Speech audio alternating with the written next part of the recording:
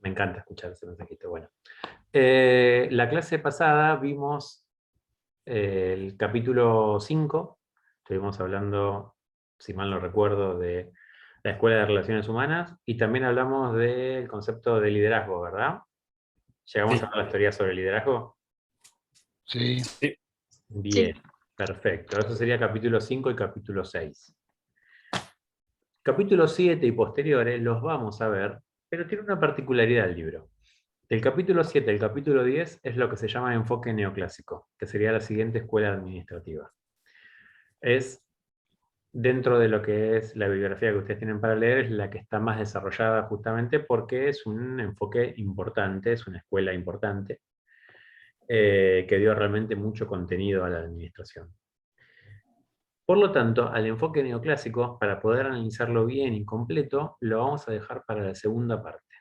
Lo vamos a dejar para el segundo parcial y vamos a hacer un salto en el día de hoy y vamos a pasar a un capítulo que está muy relacionado con lo que vimos en la clase pasada, pero que ustedes se van a fijar que está muy lejos de la clase pasada, porque es el capítulo 13.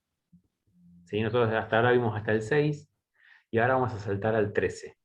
Esto lo decidí hace unos 10 minutos, así que si están sorprendidos, yo también. En el parcial, perdón, profe, en el parcial sería hasta el capítulo 6 y el 13. El parcial va a ser hasta el capítulo 6, Bien. el capítulo 13 que vamos a ver hoy, y la semana que viene, que vamos a ver, estoy en duda, pero vamos a ver el capítulo 11. Voy a ser bueno con ustedes.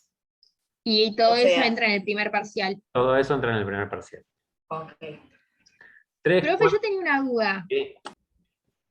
Del capítulo 5, Sí. donde la parte que dice la civilización industrializada y el hombre, que Mayo dice, defiende los siguientes puntos de vista, y son 6. Son parecidos a las conclusiones, pero... Lectura. Esa parte es solo lectura, no es estudio. Ah, ok. Está bien. Listo. Bien. Era eso. Tanto en el capítulo 5 como en el capítulo 6 van a ver que si ustedes leen las conclusiones de la experiencia Hawthorne, el resto del capítulo 5 y gran parte del capítulo 6 está hablando de las conclusiones en sí. El capítulo 6 habla muchísimo de la organización informal. Y una de las conclusiones de la experiencia es la aparición de la organización informal. Entonces se desarrolla y se desglosa mucho más en el capítulo 6. Pero sigue siendo parte de las conclusiones. Así que en particular ese punto, Rocío, es de lectura. ¿Sí? Recuerdo la diferencia entre lectura y estudiar. Nos referimos a lecturas que es necesario leerlo, y estudiar es donde yo tengo que focalizar para recordar, memorizar, aprender, incorporar, ¿sí? Específicamente, qué es lo que estuvimos viendo en clase, los temas vistos en clase. ¿Me puedes repetir los capítulos que son para el parcial? Sí, igual que tranquilo que los vamos a repetir muchas veces. Para el parcial van a tener capítulos 3, 4, 5, 6, 11 y 13. 3, 4, 5, 6, 11 y 13. Gracias. Sumado a eso, los conceptos que vimos en la primera clase, referidos a qué es la administración, referidos a eficiencia, eficacia, efectividad, visión, misión, valores. ¿Bien? Eso, profe, puede ser que esté en el capítulo 1, ¿no? Unidad 1. En realidad no. Ah, ok. En realidad, o sea, lo menciona por arriba, pero no es, ni siquiera tienen las mismas definiciones que lo que estuvimos viendo nosotros en clase. Así que tomen directamente en esa parte en particular lo que vimos en clase. ¿Sí? El video ya lo subí. Lo que hice fue, en la plataforma, les armé un foro que dice, no sé si, creo que le puse videos de clases o grabaciones de clases. Ahí está puesta cada una de las clases y los enlaces de los videos para que ustedes puedan entrar. Hasta ahora subí las primeras 2 y después voy a subir los otros 2. ¿Bien? Bueno. Les decía, hoy vamos a hacer un salto al capítulo 13, pero no es un salto antojadizo, ¿eh? No es que me levanté torcido y decidí cambiar, sino que lo que vamos a ver son teorías que avanzaron en el tiempo, que son posteriores a la Escuela de Relaciones Humanas, pero que en realidad se basaron en la Escuela de Relaciones Humanas. ¿Se acuerdan que la clase pasada yo un poco lo que les comentaba es todo lo que vio Elton Mayo acerca del hombre social, acerca de las relaciones sociales que uno busca tener en el trabajo, de que la motivación no es solamente económica, de la aparición de los grupos, de los líderes y de la organización informal? Todo eso fue aceptado por los estudiosos de administración, pero no fue aceptado por las empresas inicialmente. ¿Por qué? Porque justo empieza la Segunda Guerra Mundial. Y cuando empieza la Segunda Guerra Mundial, lo que se busca es productividad y no se preocupan tanto por tratar de entender o tratar de ver cómo se sentía el empleado. ¿Sí? Cuando uno le hablaba de que el empleado se tenía que sentir cómodo en el trabajo, la respuesta de los empresarios era siempre la misma: estamos en guerra, no me importa si están cómodos o incómodos, tenemos que producir. Entonces, la Segunda Guerra Mundial da la necesidad de dejar de lado por un tiempo a la Escuela de Relaciones Humanas. De hecho, se la acusa de como que es una teoría muy soft, muy light, ¿sí? Una teoría muy, algunos la llaman como muy rosa, ¿sí? Que está todo bien, que habla de la felicidad del empleado, que un empleado feliz va a trabajar más, y es criticada ampliamente a partir de estos conceptos. Tiempo después, esta teoría, la Escuela de Relaciones Humanas, es tomada por otros autores, y algunos de los autores que parten desde ese punto inicial son los que vamos a ver hoy, que es el capítulo 13, que se refiere a teorías del comportamiento. Y acá quiero hacer una aclaración ya en el título directamente. Teorías del comportamiento, como su nombre lo dice, son distintas teorías que vamos a analizar acerca del comportamiento, pero no del comportamiento de las personas, ¿sí? No es ni sociología, ni psicología, sino que lo que vamos a analizar es el comportamiento de los trabajadores, de las personas en el ámbito laboral. Yo calculo que ustedes, al igual que la mayoría, al menos que la mayoría de gente que yo conozco, no se deben de comportar de la misma manera con su grupo de amigos que en el ámbito laboral. ¿Sí? Entiendo que uno cumple distintos roles y esos roles llevan a distintos comportamientos de las personas. Entonces, lo que estudian estas teorías es el comportamiento del hombre trabajador, ¿sí? Y esto van a ver que lo voy a destacar muchas veces en la descripción del tema, porque es fundamental dentro del tema. Porque, insisto, no estamos hablando de cómo se comportan las personas en su vida privada. Estamos hablando de cómo se comportan dentro de un ámbito organizacional, dentro del desempeño de una tarea, de una obligación que tienen y de una expectativa que hay sobre ellos. ¿Sí? Expectativa a partir del empleador. ¿Se entiende? ¿Hasta acá? Entonces, teoría del comportamiento, comportamiento de las personas en el trabajo. Vamos a ver tres teorías. Dos un poco más profundas y hay otra que es un poquito más liviana. La primera de estas teorías es una que a los que hayan estudiado un poquito de administración seguramente la conocen, que se la conoce como la teoría de las necesidades de Maslow, ¿sí? Conocido como la pirámide de necesidades o la escala de necesidades de Maslow. ¿Lo escucharon alguna vez mencionar? ¿Alguien? Algunos sí, algunos no. Los que sí, que habían escuchado alguna vez. Pueden no acordarse también. Sí, sí, me acuerdo que la vi, pero la verdad no me acuerdo nada. O sea, pero cuando lo dijiste como, ok, sí. Bien, está Y por yo ahí. también, pero no me puedo acordar qué tenía dentro de la pirámide. ¿Qué decía? Claro. Ok, bien. Faraones, ¿qué puede tener una pirámide? Claro. Momias. Claro. Bueno, la idea es que después de la clase de hoy, como que haya una noción mínimamente, después estudiarán, pero por lo menos que se vayan con una noción de qué es lo que hay adentro de esta pirámide. Y que no se queden solamente con la pirámide. ¿Sí? Van a ver que Sí, las necesidades eran las necesidades primarias, secundarias, ¿no? No. Bien, bien, va por ahí. Bien, exactamente. Exactamente. Bueno, se llama escala de necesidades, o teoría sobre las necesidades, porque lo que analiza son justamente las necesidades que tienen los trabajadores en su ámbito laboral. Lo que hace Maslow es una clasificación de las necesidades que puede tener un trabajador. Y las va a clasificar en 5, que ustedes la van a ver graficadas generalmente en una forma de pirámide. En la base de esta pirámide van a estar las llamadas necesidades fisiológicas. En el segundo escalón de la pirámide, es decir, subiendo en la misma, vamos a encontrar a las necesidades de seguridad. En tercer lugar están las necesidades sociales. Luego encontramos las necesidades de autoestima. Y por último, arriba de todo en la pirámide, en la cima, van a estar las llamadas necesidades de autorrealización.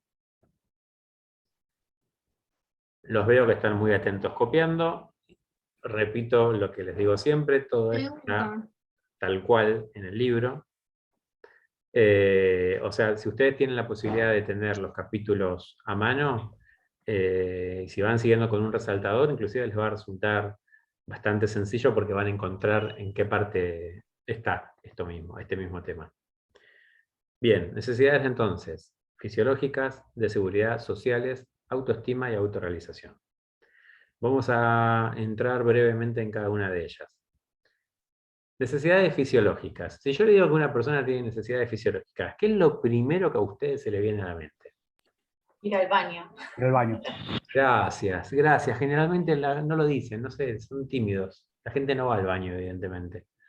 Exactamente, las necesidades fisiológicas no son solamente ir al baño, pero sí son las necesidades más básicas del ser humano, que tienen que ver con la necesidad de ir al baño, que tienen que ver con la necesidad de abrigo, tienen que ver con la necesidad de, si hace mucho calor, poder refrigerarse, de comer, ¿sí? Son las necesidades básicas de la persona.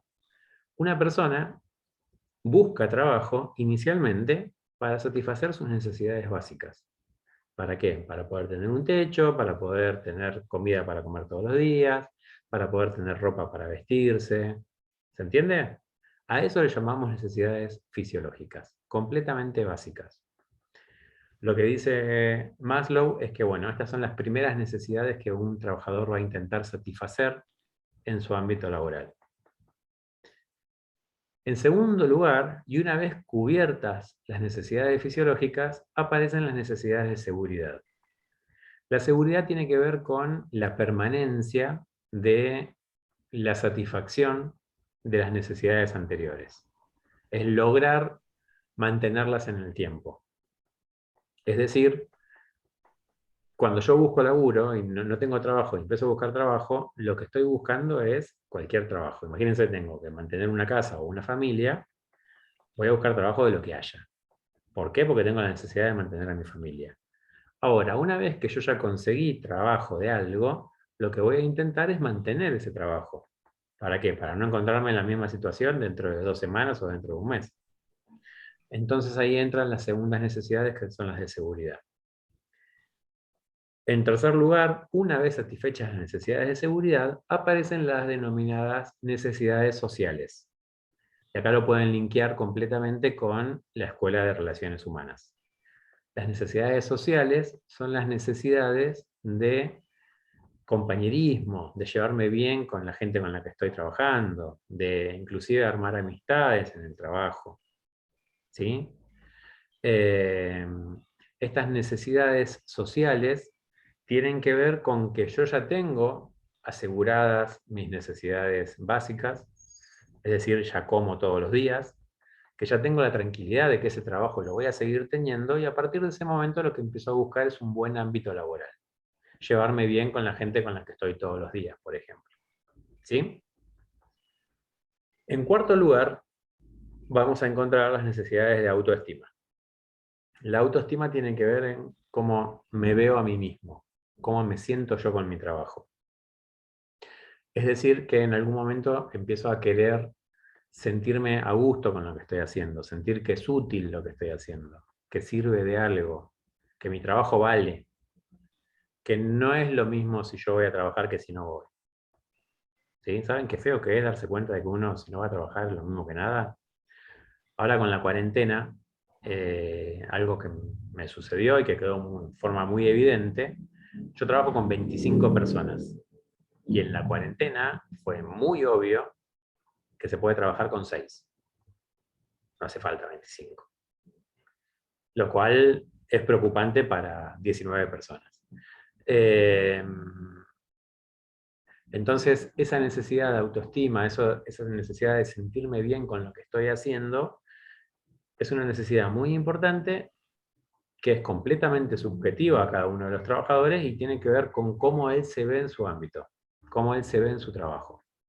Y por último entran las necesidades de autorrealización, que Maslow las menciona como, bueno, lo máximo que puede llegar un trabajador en su ámbito laboral. ¿Sí?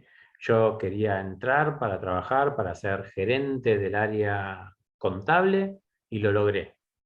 Ok, listo. Eso es lo que yo quería. Me siento a gusto, me siento bien, es el sueldo que quería, es la carga de responsabilidades que yo quería, ni más ni menos, los desafíos que me plantea el trabajo. Esa es la autorrealización, ¿sí? Cuando yo me siento pleno con lo que estoy haciendo. ¿Bien? ¿Hasta ahí me siguen en cuanto a la clasificación? Sí. Perdón, la última se podría poner entonces como el cumplimiento de los objetivos del trabajador. Sí. Está bien.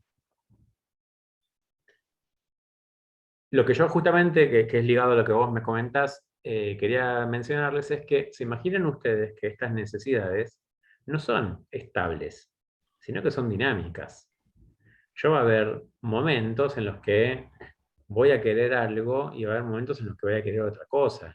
¿Sí? Cuando yo empiezo a trabajar, quizás lo que quiero es mantener el trabajo. Por ejemplo, pasar el periodo de prueba de 3 meses. Ahora, una vez que lo pasé, voy a querer empezar a trabajar en algo que más o menos me pueda desarrollar.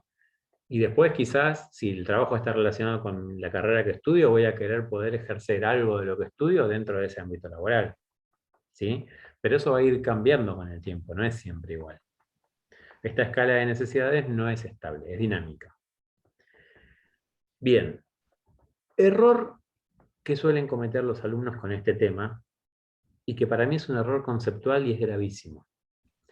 Cuando yo les pregunto por la teoría de Maslow, desarrollan la escala, dibujan la pirámide, muy linda, ponen las 5 necesidades y explican las 5 necesidades. Y termina ahí la explicación. Y para mí ese es un error conceptual muy grave. ¿Por qué? Yo les pregunto a ustedes, ¿de qué sirve que venga este señor Maslow a clasificar las necesidades de los trabajadores? ¿Para qué es? ¿Qué sentido tiene que las clasifique? Como que les da distinto orden de prioridad. Bien, bueno. Para poder entender los comportamientos del empleado, del trabajador. Bien. Ahí va. A lo que iba la teoría de la... ¿Cómo, Bueno. Lautaro? Se te escuchó medio bajito. De todo lo que explicaste, me parece que es para entender las motivaciones. Si vos pones un empleado en un puesto que requiere determinada motivación y ese empleado no la tiene, no te va a servir. Ahora, si pones un empleado que tiene demasiadas motivaciones en un puesto que requiere un empleado que no tenga motivaciones, que es un operario, un operario que quiera ser operario toda la vida porque está tranquilo y quiere hacer ese trabajo y irse a su casa. No te va a servir una persona que quiera crecer, porque vas a tener un buen operario que vas a perder en un mes, 2 meses por ahí. Bien, no metería aún el concepto de motivación, pero está bien lo que desarrolla Lautaro y está bien lo que mencionaron los compañeros en cuanto a entender el comportamiento de los trabajadores. ¿Sí? Si yo explico una clasificación y después no explico para qué sirve, yo me puedo poner a clasificarlos a ustedes. En este momento voy a clasificar a este grupo de alumnos entre los que tienen la cámara prendida y los que no.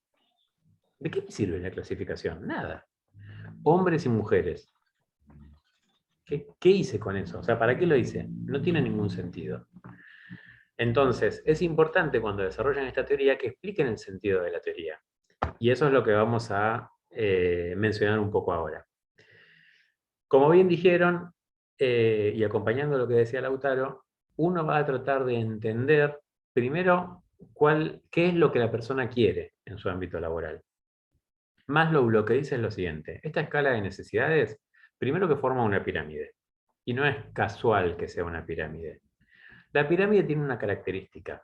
Si yo armo una pirámide de ladrillitos y de golpe saco un ladrillo de los niveles inferiores, ¿qué pasa con la pirámide? Se derrumba. Se derrumba, exactamente. Bueno, con esta escala de necesidades pasa lo mismo. Lo que dice Maslow es: la insatisfacción de una necesidad inferior es la que rige el comportamiento del trabajador. Lo repito, la insatisfacción de una necesidad inferior es lo que rige el comportamiento de un trabajador. ¿Qué quiere decir esto? Siempre cuento la misma anécdota. Una persona que trabajaba conmigo hace muchos años tenía una característica, y es que era una señora que siempre venía con cara enojada. Siempre estaba enojada, siempre estaba con cara de culo y no entendíamos por qué.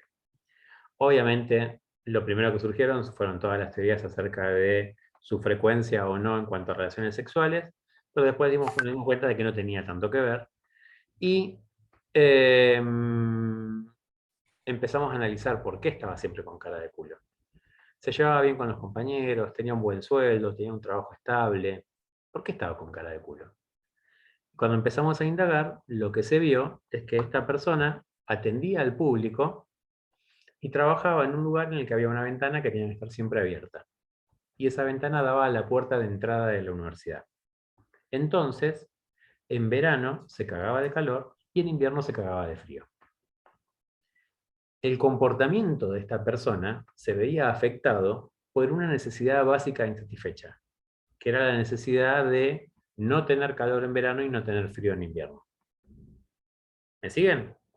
Entonces, por más que tuviera todo lo demás, por más que tuviera buenas relaciones con los compañeros de trabajo, por más que tuviera un buen sueldo, tuviera un trabajo estable, por más que tuviera todo eso, una necesidad inferior insatisfecha es la que nos demuestra y nos explica el comportamiento de esa persona. Entonces lo que dice Maslow es: una persona puede ir avanzando en esta pirámide, pero si hay una necesidad de abajo que no está satisfecha, esa va a ser la que nos va a determinar el comportamiento de la persona. Les doy otro ejemplo. Imagínense, en una empresa, ustedes son jefes de un sector y echan a 2 gerentes y a un jefe de otro sector. Lo que les va a pasar a ustedes, siendo jefes de un sector, lo que nos va a pasar a cualquiera de nosotros, es que vamos a tener miedo. Miedo de que nos echen también. ¿Sí? Si pudieron echar a 2 gerentes y también echaron a otro jefe, quizás me echen a mí también. Las personas cuando tienen miedo, generalmente es cuando más se equivocan. ¿Por qué? Porque empiezan a trabajar de una manera en la que tratan de no cometer errores, no se arriesgan absolutamente en nada. Una persona con miedo no te va a firmar cualquier papel, entonces va a pasar a ser inoperante porque va a trabar todo demasiado, por miedo a arriesgarse, por miedo a exponerse y por miedo a que lo echen. Entonces, la necesidad que está insatisfecha ahí es la necesidad de seguridad. La persona no sabe si va a mantener el trabajo o no. Por lo tanto, su comportamiento se va a explicar desde ahí. Tengo la suerte de tener un amigo que él tiene la desgracia de trabajar hace más de 10 años en Garbarino. No sé si saben ustedes la situación de Garbarino hoy en día, pero está quebrado. Está quebrado hace varios años y el año pasado lo compró un grupo inversor y sigue quebrado. Y los empleados de Garbarino ahora están, los pocos que quedan, porque la mayoría ya se fueron, están todos con juicio a la empresa y tratando de cobrar algo de todo lo que le deben. Entonces, este compañero está hace más de 1 año y medio trabajando desde la casa, haciendo home office, de una manera no relajada, súper relajada. ¿Por qué? Porque no le están cumpliendo con el pago del sueldo. Entonces no se preocupa mucho por si se conecta o no se conecta, si hace el trabajo o no lo hace, su comportamiento se ve afectado por la falta de pago del sueldo. Esa falta del pago del sueldo no cumple con sus necesidades básicas. Por lo tanto, no podemos esperar que un empleado realice sus actividades, es decir, se comporte como la organización necesita, si tiene una necesidad como esta insatisfecha. ¿Me siguen hasta ahí? Sí. Ejemplos como estos van a encontrar miles. Lo mismo si una persona se lleva mal con su grupo de trabajo, se lleva mal con sus compañeros. Bueno, no va a estar a gusto en ese ámbito y no va a rendir lo que podría rendir si sí estuviera a gusto. Ahí habría insatisfecha una necesidad social. Entonces, primer punto. Cuando una necesidad inferior está insatisfecha es la que rige el comportamiento de la persona. Segundo punto. Lo que dice Maslow es, para pasar a una necesidad superior, es necesario que las necesidades inferiores se encuentren satisfechas. ¿Sí? Si no cubro con un escalón, no puedo subir al siguiente. Tercer punto, y muy importante. No le interesa a todas las personas llegar hasta la cima de la pirámide. Y ahí tiene que ver con lo que decía Lautaro hace un rato. Si yo tengo un empleado que lo que busca es simplemente estar en un lugar en el que nadie lo joda y cobrar el sueldo, ese empleado no va a buscar la autorrealización en el trabajo. ¿Y si esa es su autorrealización? Claro, lo mismo iba a decir yo. Si esa es su autorrealización, él se siente realizado porque no lo jode nadie. Bueno, puede ser. O sea, puede ser triste, pero puede ser Puede ser. lo que busca en su vida. Sí, totalmente. A ver, ¿a quién no le tocó un compañero de trabajo que les decía, yo acá vengo a trabajar, no vengo a hacer amigos? ¿Tuvieron alguno así? Mariela se está acordando, le está poniendo nombre y apellido en este momento a la persona y la está puteando internamente, no sabemos por qué. Sí, sí, es espantoso que te digan así. A mí no me lo dijeron, pero lo escuché decir, es horrible. Bueno, pero yo tengo un caso ¿Para qué? de una compañera que le ofrecieron ser supervisora y dijo, no, la verdad que a mí no me interesa, yo solamente quiero vender. Bien. Bien. Bueno, ahí tiene que ver con responsabilidad. Porque por ahí no quiere asumir. Ay, perdón. No, sí. Te escucho. No, que por ahí no quiere asumir más responsabilidades. Sí, en el caso puntual, igual lo que dijo Alejandro, quiero ser vendedor. No sé cómo será el pago en ese lugar, pero los vendedores muchas veces no se quieren ir de ese lugar porque saben que pueden hacer diferencia vendiendo. Totalmente. Algo llamado comisión es importante. Esa es la motivación. Depende del sueldo, depende de sí mismos. Hay cadetes que no quieren dejar de ser cadetes. ¿Por qué? Tenía razón Taylor entonces, con lo del hombre económico. Sí, es que en algunos casos sí. El problema son los absolutos. En algunos casos sí tenía razón y en otros casos no. Yo les decía, hay cadetes que no quieren dejar de ser cadete. ¿Por qué? Porque les pagan una parte de viáticos que después se la comen ellos. Y ese sobresueldo que se están llevando no lo quieren perder. ¿Sí? Te doy plata para que vayas al banco, y el banco queda a 20 cuadras, tomate un remis y te vas caminando. Primero que te la pasaste paseando y después que te quedaste con la plata del remis. Imaginemos que no tiene que rendir la plata, ¿no? Que no tiene que mostrar el comprobante. Pero esto sucede, o sea, hay gente a la que no le interesa cambiar. Yo tuve un compañero que trabajaba en la parte de mantenimiento de la universidad, la parte de limpieza específicamente, pasó a trabajar a la oficina de alumnos y después de un tiempo volvió a mantenimiento porque no quería, porque en mantenimiento podía trabajar horas extras y en la oficina de alumnos no, y él prefería lo que ganaba por las horas extras que un trabajo sentado en una oficina, con aire acondicionado y con las comodidades que podía tener. Entonces, ahí la persona es donde elige qué es lo que quiere. Y ahí es donde Maslow dice, bueno, no a todos les interesa llegar hasta la autorrealización. ¿Por qué es importante esto para un administrador? Porque a partir de eso yo voy a determinar los recursos que voy a asignar a cada trabajador. Por ejemplo, les cuento un caso personal. Tuve una compañera de trabajo que cuando ingresan a trabajar en la universidad, yo les hago la inducción. ¿Sí? Les explico cómo es el trabajo, qué es lo que se espera y demás.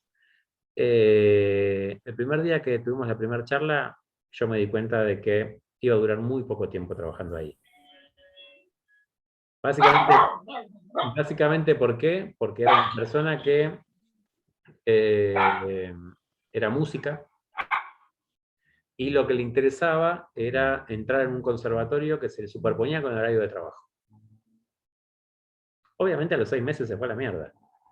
Entonces, voy a utilizar recursos en capacitar a esta persona para explicarle una tarea compleja que sé que en 6 meses se va a ir. Claramente no. ¿Sí? Entonces, a partir de entender qué necesidades quiere llegar la persona, es que voy a determinar los recursos que voy a aplicar. Se está por cortar la charla, así que salimos y entramos de vuelta, porque ya se nos está acabando. Ok.